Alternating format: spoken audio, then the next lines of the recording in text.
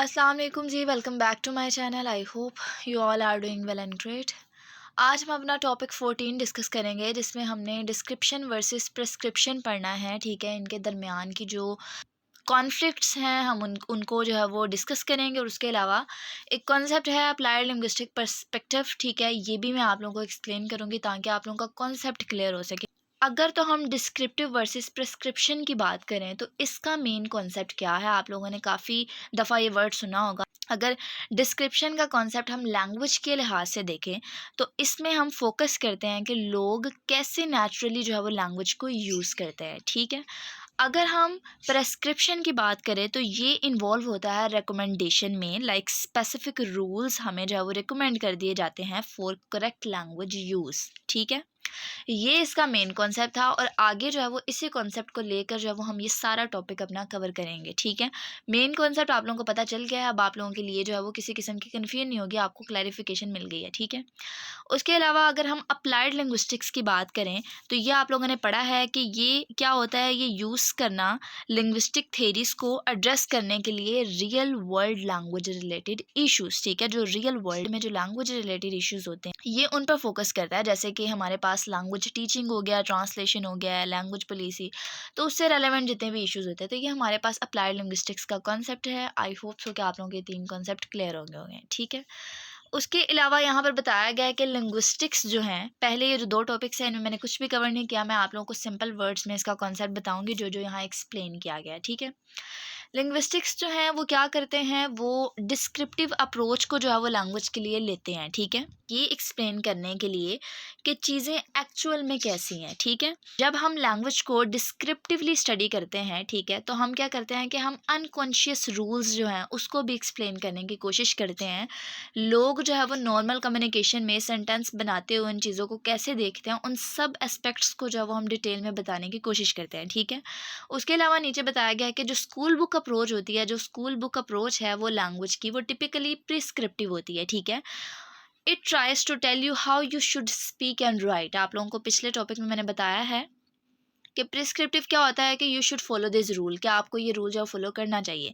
तो उसमें बताया जाता है कि you should speak and right, कि आपको जो है वो इस तरह बोलना चाहिए, आपको इस तरह लिखना चाहिए। तो इस तरह रूल्स जो हैं वो सारे बता दिए जाते हैं। तो जो हमारी स्कूल बुक अप्रोच होती है बेसिकली वो प्रिस्क्रिप्टिव अप्रोच को जो है वो फॉलो करती है। ठीक है, उसके अलावा वो नीचे बताते हैं कि there is a place for both description and prescription in a language study. ठीक है, एक प्लेस है दोनों की लैंग्वेज स्टडी में। फॉर एग्जांपल अगर हम अडल्ट्स की बात करें, वो फॉरेन लैंग्वेज को जब लर्न करता है, ठीक है, तो वो चाहता है कि उसे कोई गाइड करे, उसको कोई बताए कि उसको कैसे बोलना है। ठीक है, इन अदर वर्ड्स हम कह सकते हैं कि प्रिस्क्राइब करे कोई पार्टिकुलर सेट ऑफ रूल्स जिसको उसको फॉलो करना है। ठीक है, तो वो किसी टीचर की तलाश में होता है या कोई ऐसा इंसान जो उसको गाइड कर सके।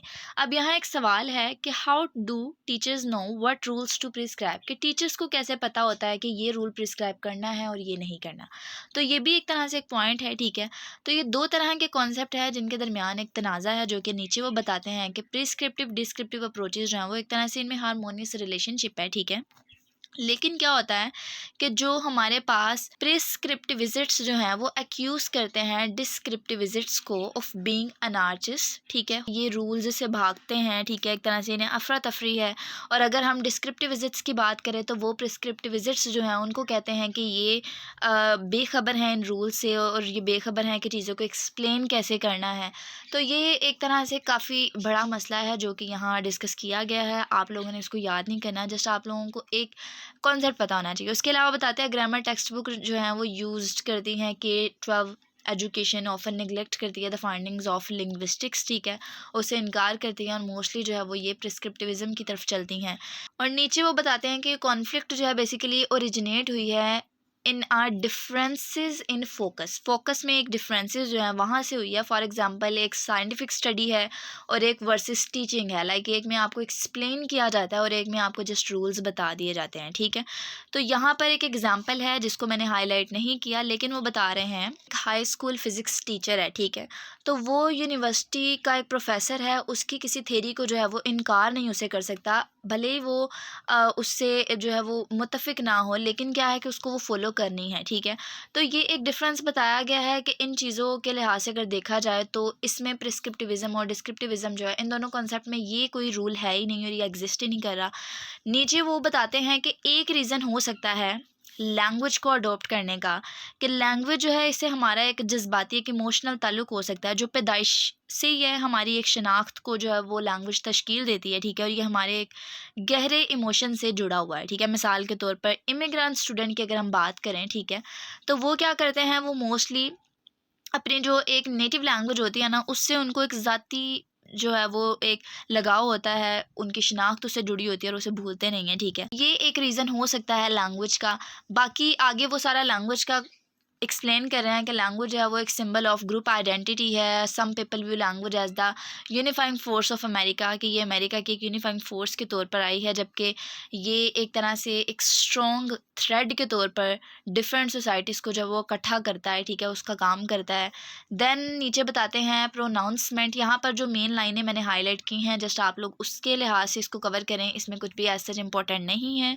प्रोनाउंसमेंट यानी कि जितने भी ऐलानात हैं ज़ुबान के बारे में, वो सख्त आप कह सकते हैं कि कैन प्रोवोक स्ट्रॉन्ग रिएक्शन, एक स्ट्रॉन्ग रिएक्शन जो है उसको उसका बाइस बनते हैं, उसको उजागर करते हैं। And then a challenge to our language can be tantamount to challenge to our inner selves. तो बेसिकली बता रहे हैं कि हमारी ज़ुबान को चैलेंज करना हमारे जो एक तरह से बातिन है, उसको चैलेंज करने के मुतरादिफ हो सकता है। लिहाजा जब हम लैंग्वेज को इस्तेमाल करने के तरीक़ाकार पर इख्तलाफ पैदा करते हैं, तो वो जज्बाती जो हमारा एक दबाव होता है, ज़्यादा होता है, तब जाकर जब वो हम ज़्यादा इख्तलाफ पैदा करते हैं।